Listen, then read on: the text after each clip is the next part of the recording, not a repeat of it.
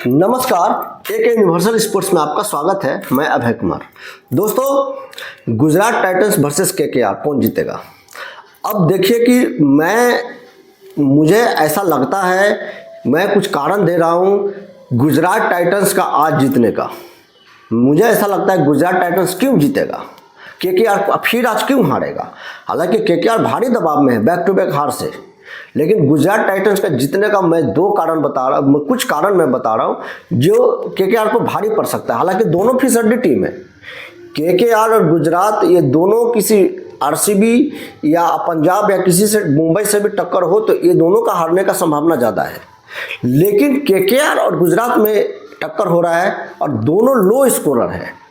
कोई भी आप किसी को ये नहीं कह सकते कि ये उठेगा और 200 पार ही कर देगा, क्योंकि ऐसा इसीलिए मैं कह रहा हूं कि 200 के आसपास रन्स चेस हो रहे हैं और गुजरात टाइटंस में ये मादा है कि 200 रन चेस कर दे। केकेआर में भी ये मादा है कि 200 रन चेस कर दे, लेकिन केकेआर पर गुजरात टाइटंस भारी पड़ने का पीछे का कारण है, देखिए उनका सुदर्शन बेहद अच्छा बल्लेबाज है, गिल भी अच्छा बल्लेबाज है। ठीक है, थोड़ा स्लो खेलते हैं लेकिन कोई बात नहीं है, चौका छक्का लगाएंगे।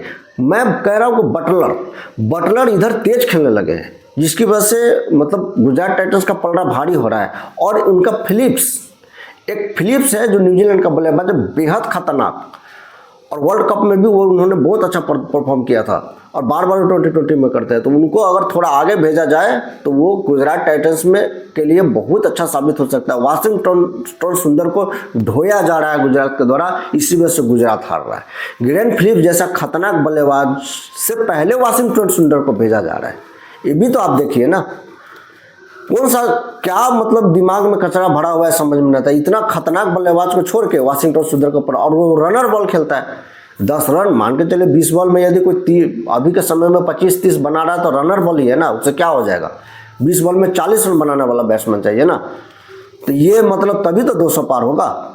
160-70 में क्या हाल हो रहा है अभी आप देख ही रहे हैं। 160-70 बना के ये सोचे कि मैं जीत जाऊंगा, ये तो अपवाद है कि कभी कभी ऊपर से टॉप ऑर्डर कोलैप्स हो गया 120-30 में आउट हो जाता हो, तो कभी कभी ऐसा होता है, लेकिन हर बार थोड़ी ना होगा 160-70 बना के जीत ले। 200 पार करने के लिए तो गुजरात टाइटंस को सोचना होगा, और गुजरात टाइटंस कर भी देता है, कर भी सकता है।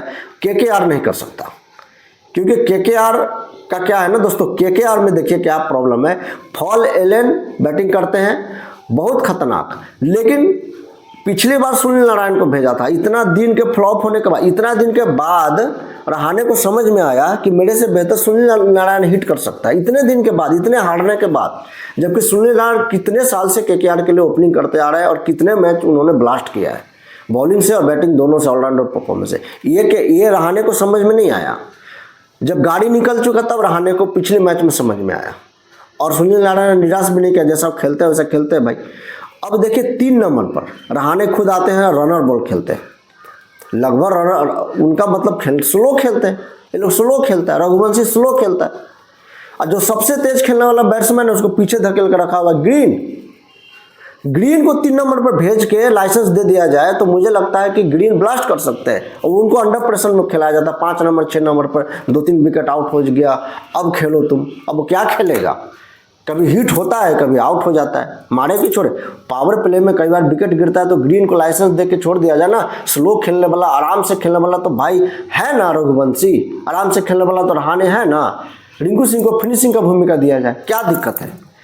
ये रहाणे को, ये मुझे लगता है कि रहाणे को समझ में नहीं आता, इसीलिए मुझे लगता है कि आज वो फिर हारेगा। और कहीं सुधार कर लिया तो कांटे का टक्कर हो जाएगा, लेकिन फिर भी मैं गुजरात टाइटंस को आगे रखूंगा। मुझे ऐसा लगता है कि आज का मैच गुजरात टाइटंस जीतेगा। अब क्या होगा कैसे होगा ये मैं बताने के लिए फिर आऊँगा। फिर मिलेंगे नेक्स्ट वीडियो में दोस्तों।